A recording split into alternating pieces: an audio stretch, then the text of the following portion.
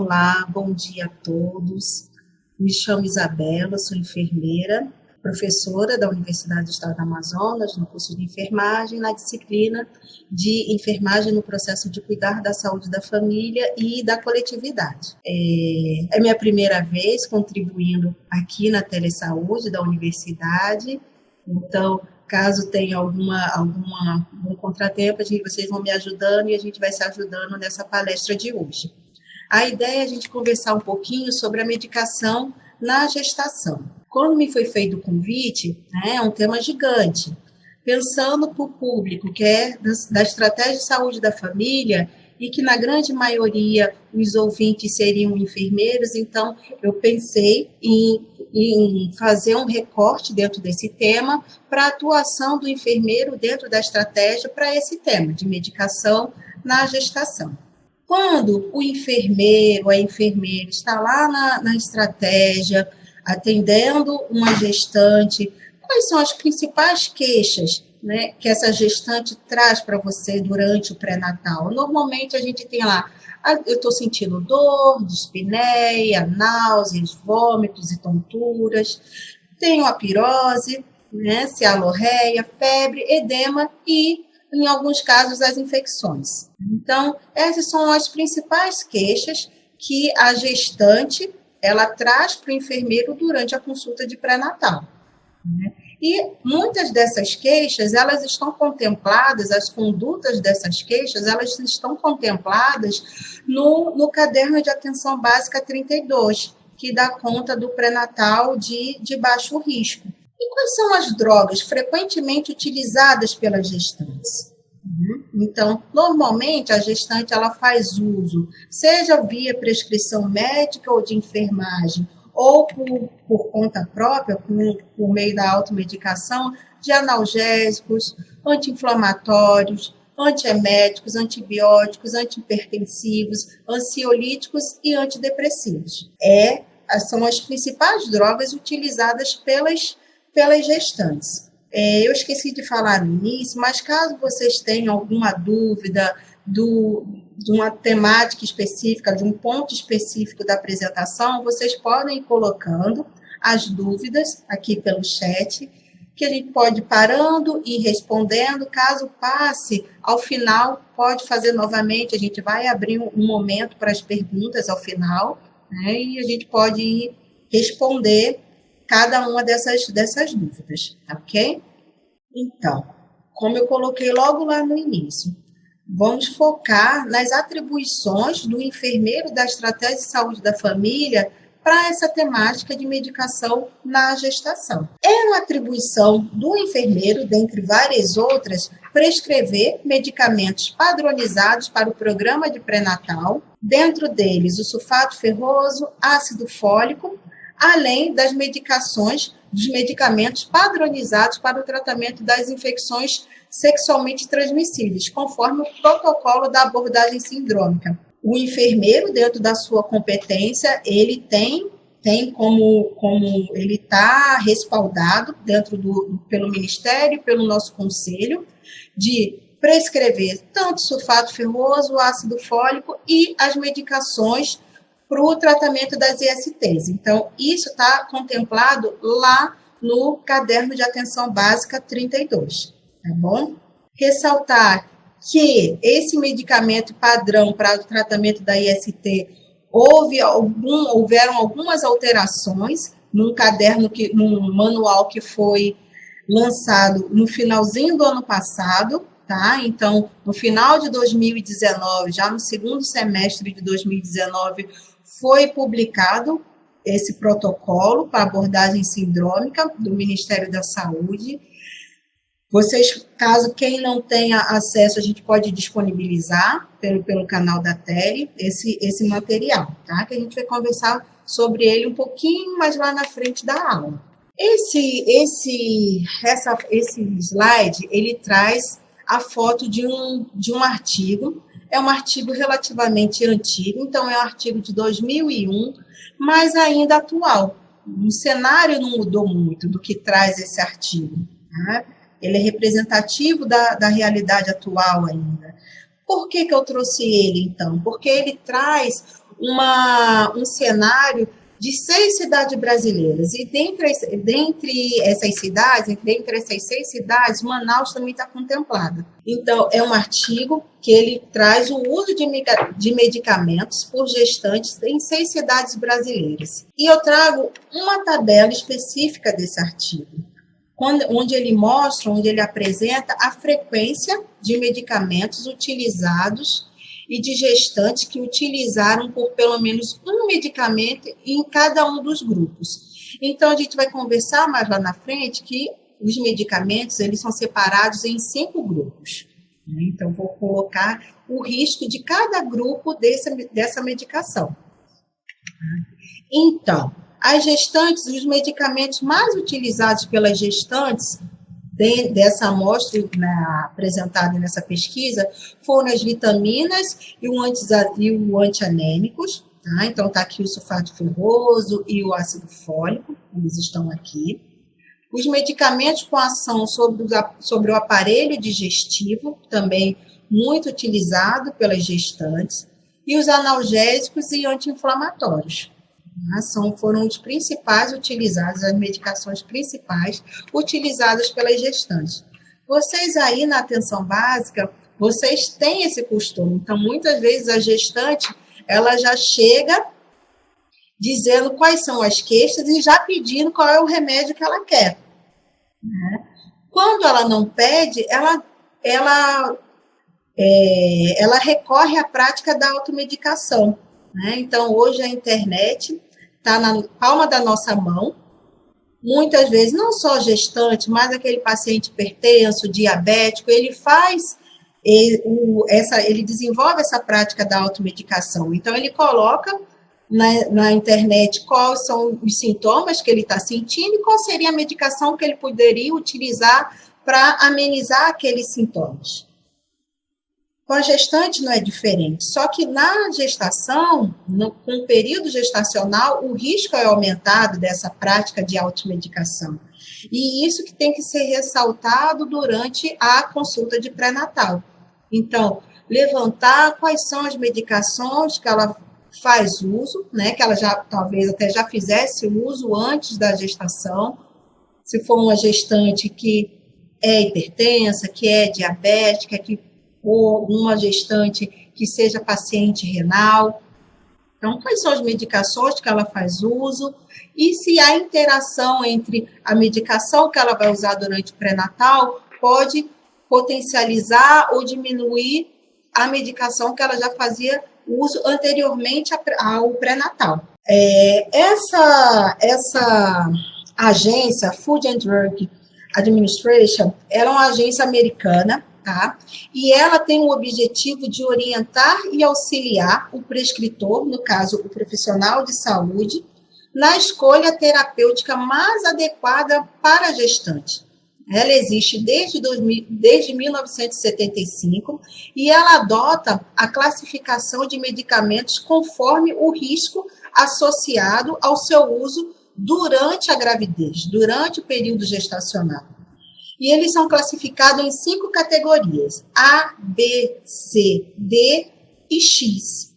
Esse risco, ele é crescente. Então, o menor risco está dentro da medicação no risco A, e o risco maior está nas medicações com o risco X. De acordo com o grau de risco à gestação, como eu coloquei, tomando por base predominantemente o primeiro trimestre da gravidez, o primeiro trimestre gestacional.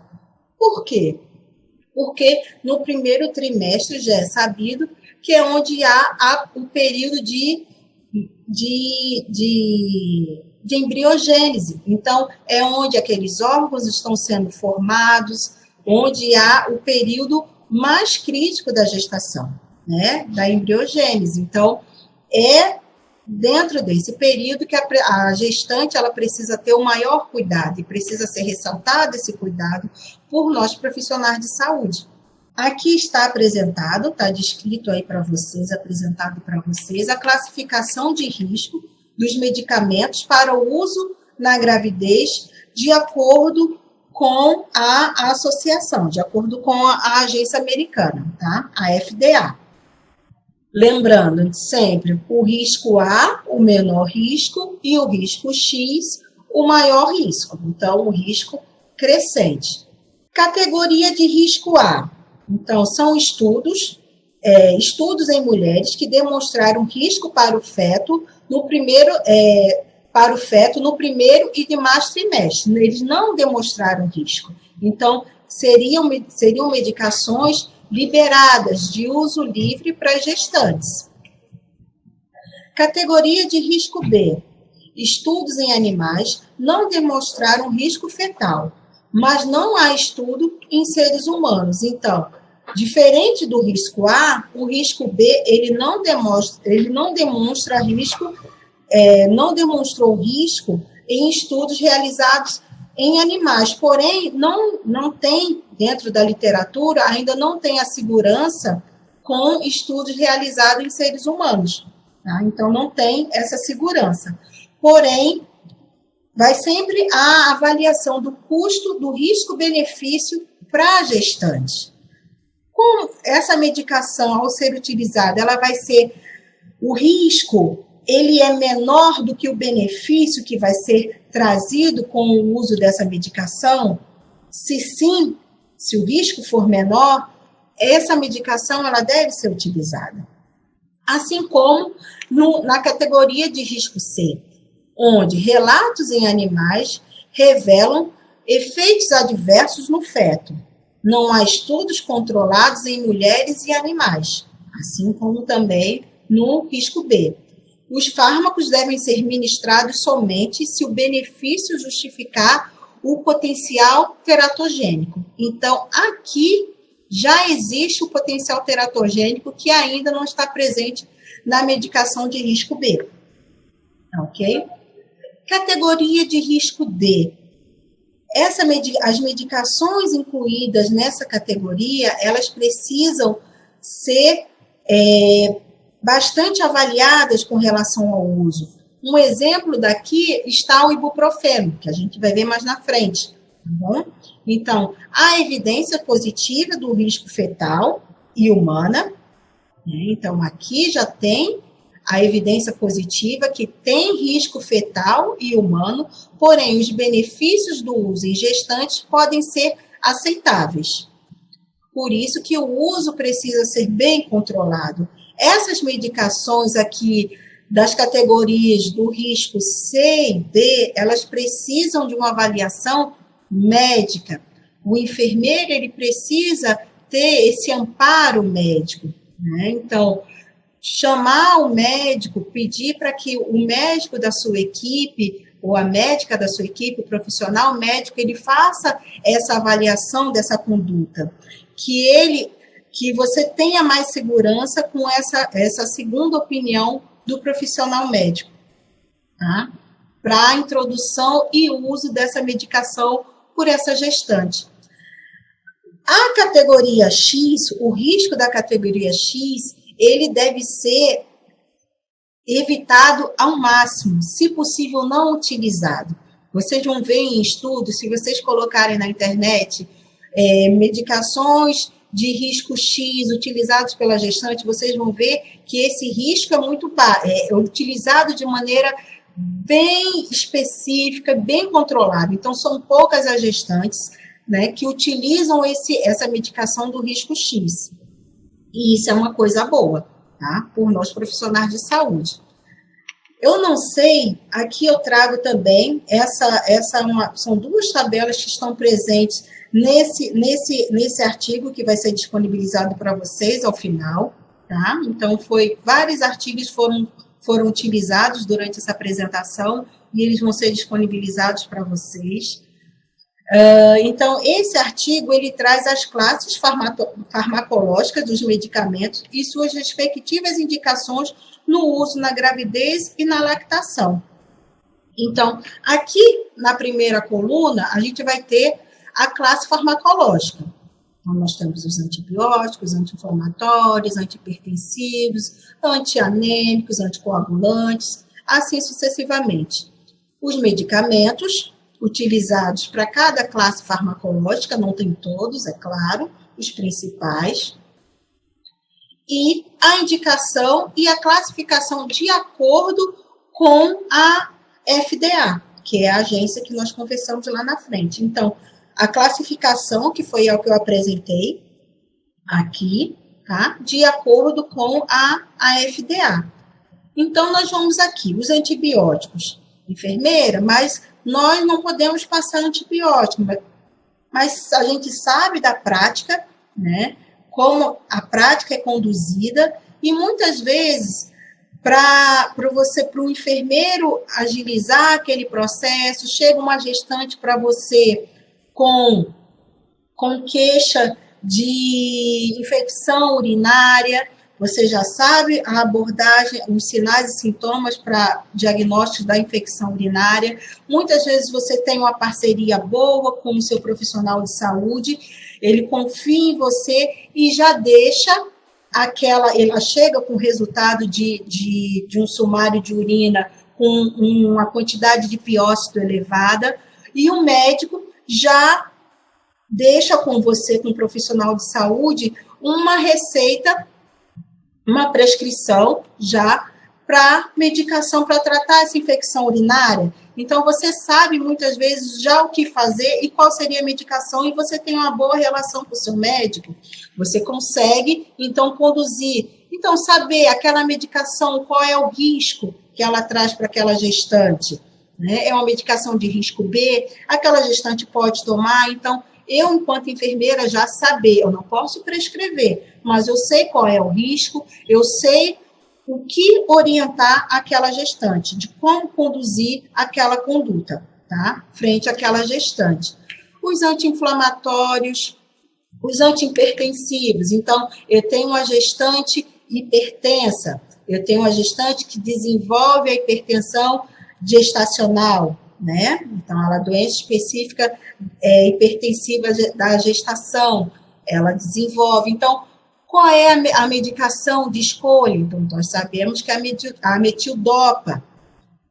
Qual é a categoria? Elas se apresentam aqui na categoria C e D. O enfermeiro, ele não pode prescrever, ele vai lançar mão do profissional médico, ele vai encaminhar, ele vai chamar o profissional médico para conduzir essa conduta frente a essa gestante. Mas ele precisa saber, nós enfermeiros precisamos saber, aquela medicação que está sendo prescrita, qual é o risco. Ela pode sofrer alguma interação medicamentosa com sulfato ferroso, com ácido fólico, que está dentro da minha competência de prescrição. Então, ter esse conhecimento é importante. Está aqui, o ácido fólico é uma medicação da categoria A, ou seja, a gente já sabe que é uma categoria que não traz, que o risco é mínimo para essa gestante. Mebendazol é uma categoria C, então, o que seria uma medicação que seria prescrita com maior tranquilidade para uma não gestante, para uma mulher gestante, no pré-natal, ela precisa ter um cuidado. Por quê? Porque possíveis riscos associados à prescrição do mebendazol durante a gravidez devem ser prestados contra os benefícios, né? Devem ser pesados contra os benefícios terapêuticos esperados. Então, se aquela parasitose, ela não é uma parasitose importante, a gente pode esperar para tratar essa gestante? Se sim, aguarda, espera para se tratar após o período da gestação, ou lance mão do seu profissional médico para avaliar, se você não sente tanta segurança, para avaliar essa conduta, né? Mas, a gente sabe como no interior, a dificuldade de presença do profissional médico, que tem diminuído, né, com os programas do governo, tem diminuído, mas ainda existe em muitos municípios a ausência do profissional médico. Se você não tem essa segurança de conduzir, espera para o período após a gestação, tá? Então, são medicações que você precisa ter esse controle, ter essa atenção para prescrição, tá bom? Ou a transcrição. Seguindo, eu vou falar dos principais, eu não vou falar de toda essa lista, sempre focar a apresentação na conduta do profissional enfermeiro, tá? O que está dentro da nossa responsabilidade enquanto profissional na atenção básica.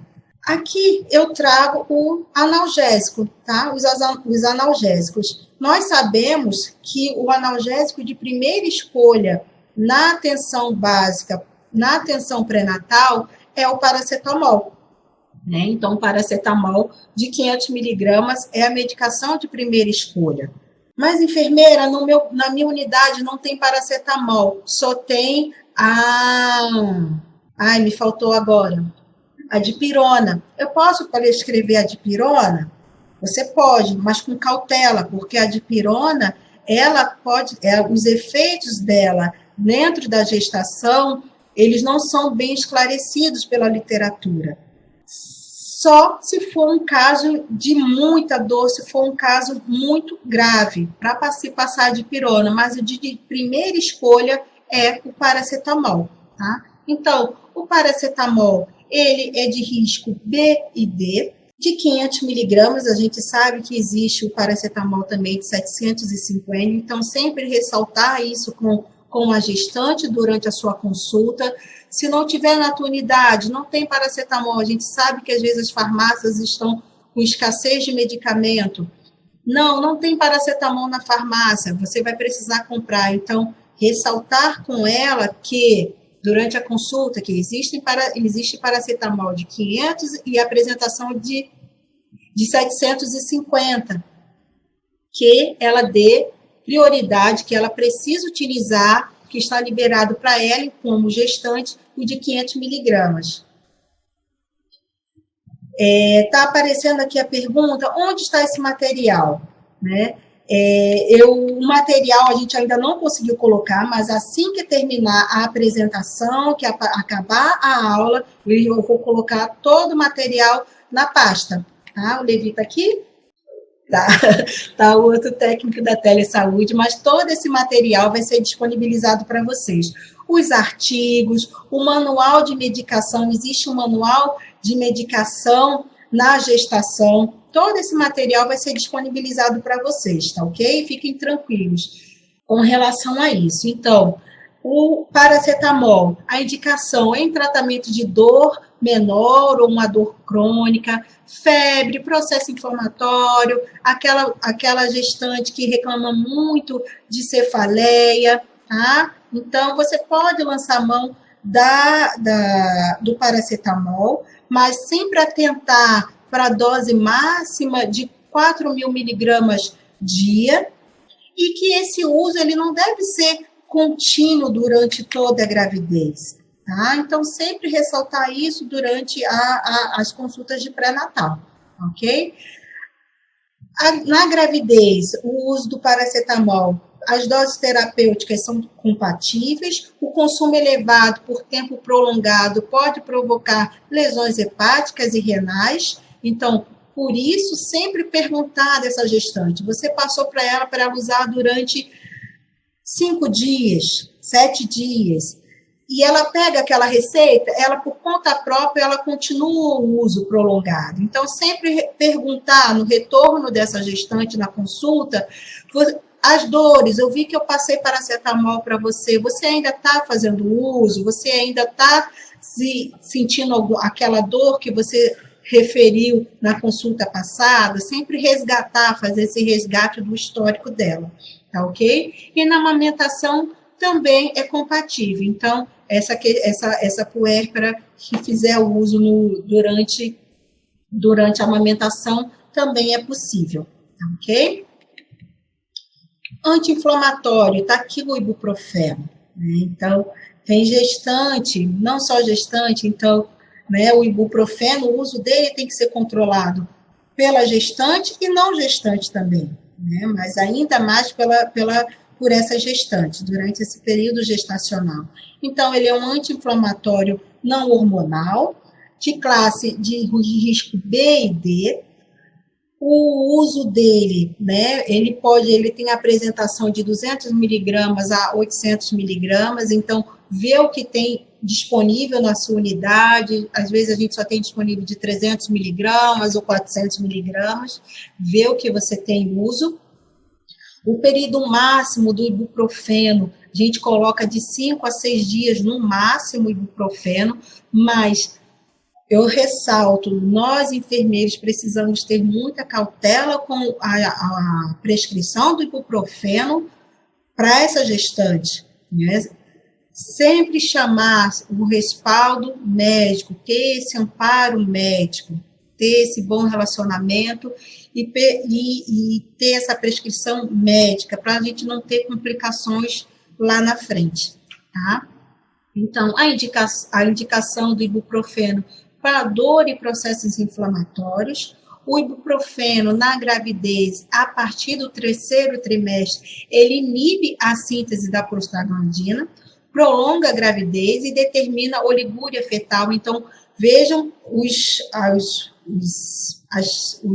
desdobramentos do uso do ibuprofeno durante a gravidez. Oligômeno, dimorfose faciais, contratura muscular, oclusão prematura do ducto arterioso e hipertensão pulmonar primária do recém-nascido. Então, o uso do ibuprofeno, ele precisa ser com bastante cautela, ele precisa ser hipercriterioso, tá? E sempre avaliar o risco-benefício. Se o risco for inferior ao benefício, avaliado junto com o profissional médico, ok, com relação à prescrição de ibuprofeno, com cautela. Mas, se o benefício for inferior, não, né? Eu vou trazer mais dano do que benefício, não recomendo o uso, a prescrição do ibuprofeno. Tá? Então, eu vou trazer mais dano do que benefício, claro, eu não vou prescrever o ibuprofeno, tá?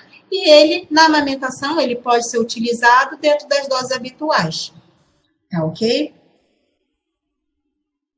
Muito. Os antieméticos, né? Então, liberado a prescrição, então nós enfermeiros, normalmente nós utilizamos ele bastante no 1º trimestre da gestação, né? A gestante chega com você reclamando de muito enjoo, de vômito, náusea, você vai prescrever de primeira escolha, sempre presente dentro das unidades de saúde. Então, ela tem um risco B, é um risco relativamente baixo, não é mínimo, não é um risco A, mas é um risco B. Então, você pode utilizar ele sem muito medo, você pode prescrever, mas sempre controlar esse uso dessa gestante, saber se ela está tomando na dose correta, na quantidade correta, nessa posologia correta, sempre conduzir isso com bastante cuidado durante as consultas de pré-natal, ok? Então, ele é compatível durante a gravidez e durante a amamentação também. Alguma dúvida até agora? Podem colocar, tá? Antiácido, então, chega a gestante, é uma queixa comum também, durante as consultas de pré-natal, a gestante se queixar de pirose, de azia, desse mal-estar. Então, a primeira escolha, a ranitidina, tá? É um risco B, ele é compatível durante o pré-natal, e o cuidado na prescrição e o uso deve ser o mesmo que todas as outras medicações colocadas até agora, ok? A Vânia está colocando que tem muita dúvida quanto ao uso do antiácido. Tu podes colocar, né, então, as tuas dúvidas aí que a gente vai conversando com relação a ela. Então, tem a ranitidina, tem o hidróxido de alumínio também que pode ser utilizado. Muitas vezes eles não estão disponíveis dentro da unidade, tá? Pensar, avaliar o risco-benefício também é importante com relação ao uso e à dose.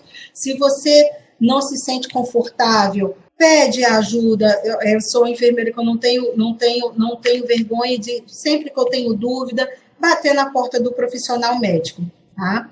Que é muito melhor do que a gente conduzir uma conduta errada frente ao nosso paciente, tá ok? Então, a ranitidina, ela pode ser utilizada. Enfermeira, eu não tenho ranitidina na minha unidade. A profissional, ele pode orientar essa gestante com um poder aquisitivo um pouco maior a comprar na farmácia os antiácidos, né, e usar, né? Ela pode orientar não só o uso da medicação, mas também com relação à dieta, né? Então, não adianta a gestante ela fazer o uso dos antiácidos e ela ter uma dieta rica em carboidratos, gordura, fritura, Coca-Cola, café, a cafeína. Então, sempre trazer essas orientações também com relação à dieta para essa gestante. Ela fracionar essa alimentação, então, ela fazer o uso da medicação ao acordar, fracionar essa dieta, tentar melhorar a ingesta dos alimentos que ela faz uso. Então, fazer essa investigação durante a consulta de pré-natal é muito importante, né? A gente sabe, um paciente hipertenso, um paciente diabético, não adianta ele tomar o captopril dele, o enalapril, e ele fazer o uso fazer ingestão de uma dieta hipersódica. Um paciente que faz uso da benclamida, da metformina, e ele na hora do almoço, ele faz uma ingesta super elevada de carboidratos. Então, tem que sempre ressaltar com relação à alimentação dessa gestante. Como é que está a alimentação dessa gestante? Se ela consegue fazer alguma atividade física, o decúbito dela, na hora de dormir, do deitar, às vezes ao deitar aumenta essa azia, ela é exacerbada, ela é aumentada ao deitar, então tentar elevar um pouco o decúbito, orientar para que ela coloque mais travesseiros ao deitar, para ela ficar um decúbito mais elevado, para melhorar, ver se melhora esse mal-estar e esse incômodo da gestante. Né, Vânia? Então, sempre ressaltar, não adianta a gente só medicar e não fazer as orientações de base. Tá? Então, lançar mão da medicação seria a segunda opção. Sempre primeiro, essa mudança do estilo de vida, né? Essa mudança da medicação, prática de atividade física, não melhorando, a gente lança a mão da medicação, ok?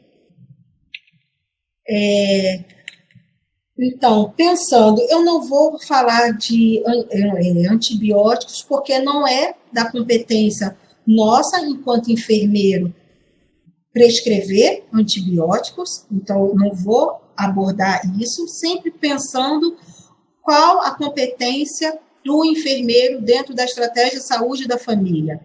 Tá lá nos primeiros slides que eu coloquei, sulfato ferroso, ácido fólico e a medicação do tratamento da abordagem sindrômica. Está colocado lá no CAB, né, no caderno de atenção básica. Está colocado lá como uma das atribuições do profissional enfermeiro. Então, com relação à abordagem sindrômica, nós fazemos, então, o enfermeiro, ele pode realizar o pré-natal, deve realizar o preventivo na gestante, durante a gestação. Ele realiza o preventivo. Vai desenvolver a abordagem sindrômica, frente ao que foi apresentado durante o exame de preventivo. Lembra que eu comentei com vocês que ano passado, né, foi o Ministério da Saúde, eu podia até ter colocado aqui a capa do manual novo, tá? Mas eu me comprometo a disponibilizar para vocês o manual novo da abordagem sindrômica para as infecções sexualmente transmissíveis. Ele foi lançado no final do ano passado, então no segundo semestre do ano passado. É um manual que tem uma diferença do manual anterior, que, se eu não me engano, era de 2016, não lembro, o manual anterior a esse que foi lançado ano passado. Existem algumas diferenças na conduta para as candidíases, para tricomoníase e para as vaginoses, tá ok? Eu vou trazer esses três tópicos principais para abordagem. Então, eu trouxe aqui o print para vocês do que está colocado lá no manual com relação à candidíase vulvovaginal. Então, na primeira, segunda opção de tratamento, a medicação, aqui ele coloca um adendo que o tratamento em gestantes e lactentes somente por via vaginal e o tratamento oral está contraindicado. Então, dentro do fluxo de tratamento para a candidíase, se essa mulher for gestante, você já sabe que você precisa lançar mão do tratamento via vaginal e não via oral, ok? Então, aqui, a de primeira escolha, o miconazol creme a 2%. Sendo recorrente, você não tem outra opção, né? Você vai continuar fazendo o miconazol creme, você não pode lançar mão da medicação oral, tá? E aí você vai fazer o que com essa gestante? Você sabe, nós sabemos que a flora vaginal dessa gestante, há uma queda da imunidade, a flora vaginal dessa gestante, ela muda, então ela fica mais susceptível a ter uma candidíase, então aquelas orientações de rotina dentro do consultório, porque senão ela vai passar todo o período gestacional fazendo o tratamento para candidíase, né? Alternar, se possível, ela usar dentro de casa, ela ficar sem calcinha, ou usar calcinha de algodão, a forma de ela realizar a higiene íntima dela, né? Sempre de frente, para trás, são orientações que toda consulta, os meus alunos, eu acho que eles já ficam cansados de escutar isso daí, que toda consulta você precisa ressaltar essas orientações com relação à higiene íntima dessa mulher, né? Ainda mais durante a gestação, devido a essa queda da imunidade dela, que é normal. Então, sempre orientar para que a forma de ela se lavar, o uso dessa calcinha, da preferência a calcinha de algodão, em detrimento de calcinha de lycra, não usar muita roupa abafada, muita roupa apertada, são questões importantes para a gente ajudar a minimizar essas questões dentro do período gestacional, tá? O tratamento da vaginose bacteriana, tá? Então, primeira opção, incluindo gestantes e lactentes, foi aqui que houve a mudança, é o metronidazol de 250 miligramas, 2 comprimidos, ou metronidazol gel vaginal. Enfermeira, aqui, ele não coloca aqui embaixo, o tratamento das parcerias sexuais não é recomendado, e para a puérpera recomenda-se o mesmo tratamento das gestantes. Aqui ele não me diz, enfermeira, se eu posso usar comprimido ou se eu só devo usar o metronidazol gel. Aqui eu posso usar comprimido? Posso, tá? No tratamento da vaginose, eu posso usar tanto comprimido quanto a pomada, tá? Normalmente, a gestante, ela dá preferência a usar o comprimido, tá? Nós vamos ver lá na frente, um pouquinho mais à frente, que o metronidazol, ele deve ser usado a partir do terceiro trimestre, tá? A partir do final desse trimestre, então, do primeiro trimestre, desculpa. Normalmente, há a indicação de se realizar o preventivo após esse primeiro trimestre. Então, você só vai realizar um preventivo nesse primeiro trimestre se for uma indicação muito, muito, muito importante, né? Sempre avaliar esse risco-benefício. Eu preciso realizar esse preventivo? Tá. Qual é o risco-benefício nesse primeiro trimestre? O risco é menor do que o benefício? Então, eu vou fazer. Caso contrário, eu posso esperar o final desse primeiro trimestre para realizar esse preventivo dessa mulher, na presença de uma vaginose bacteriana, eu posso usar o metronidazol com segurança, tá? Para essa mulher gestante, depois desse primeiro trimestre, e indifere tanto o uso oral como o uso vaginal, tá ok? Aí aqui, com relação à segunda escolha, também tem segurança com relação às gestantes, e no tratamento recorrente, mas sempre ter atenção, gente, nas orientações básicas com relação a essa mulher, tá? Para que ela não tenha essa vaginose recorrente, tanto a vaginose quanto a candidíase e a tricomoníase, para que ela não tenha recorrência nessas questões, tá? E o tratamento da tricomoníase, tá?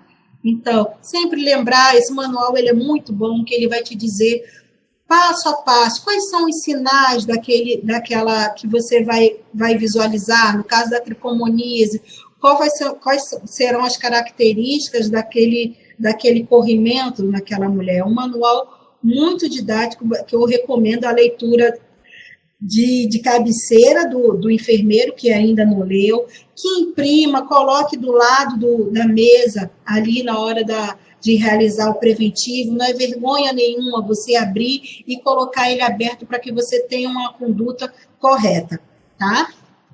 Também, da mesma forma do que a vaginose, a tricomoníase, a medicação, ela não muda para gestante e não gestante. Tá ok? Então, você pode lançar mão do uso do metronidazol, sempre lembrando após o primeiro trimestre, tá ok? Então, eu trago aqui as principais que a gente vai usar na abordagem sindrômica, nós profissionais enfermeiros, a anistatina, então é um risco B, na gravidez ela é compatível, tá aqui, o fluconazol, também ele é utilizado, um risco fúngico. Na gravidez, ele é teratogênico, em animais de experimentação humana, ministrado continuamente no primeiro trimestre. Então, essa medicação, ela precisa ter uma atenção. Por isso, o uso da pomada e não da medicação de uso oral, lá no caso da candidíase, tá ok? E o metronidazol. Então, o metronidazol, ele é de risco X e risco B, ele é contraindicado no primeiro trimestre. Sempre realizar o preventivo, então coloca como prática, realizar o preventivo após o primeiro trimestre, porque se você se deparar com uma vaginose, se você se deparar com a tricomoníase, você consegue tratar essa gestante sem maiores problemas, ok? E sempre orientar essa gestante durante a consulta de pré-natal. Hoje, tem várias pesquisas já mostram que a cobertura do pré-natal, ela melhorou.